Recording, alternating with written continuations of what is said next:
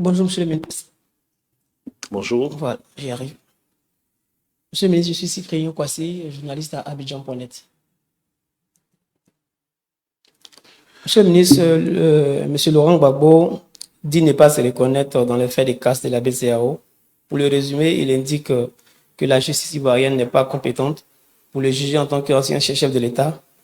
Et aussi, il ajoute qu'il n'a pas été, les charges ne lui ont pas été notifiées. Alors, monsieur le ministre, si cette information est vraie, pourquoi M. Laurent Gbagbo a été radié de la liste depuis 2020? Si cette information est fausse, quelle est la part de vérité du gouvernement ivoirien? Merci. Bon, je suis obligé de rappeler d'abord une position de principe, c'est que nous refusons de commenter par respect pour l'institution les décisions donc de justice. Il y a eu une affaire qui est une affaire privée, donc la justice a pris l'initiative de poursuivre un citoyen. Donc les décisions sont rendues conformément donc au principe donc qui régit donc notre ordre judiciaire. La seconde chose, c'est donc au-delà de la décision elle-même de justice, c'est que malheureusement nous constatons une lecture sélective donc de la loi de 2005, la loi sur le statut des anciens présidents de la République.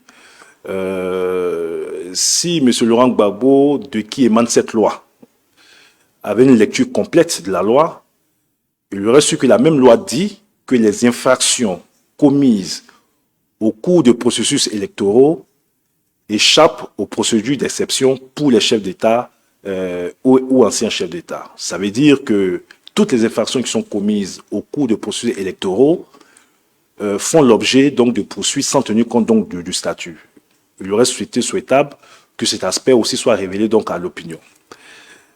Ensuite, pour les informations dont je dispose, aux différentes étapes de la procédure judiciaire, des avocats ont représenté M. Laurent Gbagbo, se sont vus signifier donc des décisions ou des convocations, etc. Ces avocats ont répondu. Et donc le problème que ça pose, c'est comment est-ce que ces avocats ont pu représenter Laurent Gbagbo, ont pu répondre en son nom donc à des convocations, etc., ont pu participer à des audiences, et que Laurent Gbagbo vient dire aujourd'hui qu'à aucun moment cela ne lui a été signifié.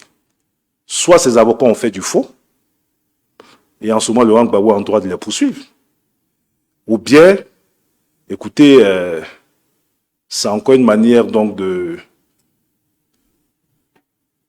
nous plonger dans du dilatoire. Voilà.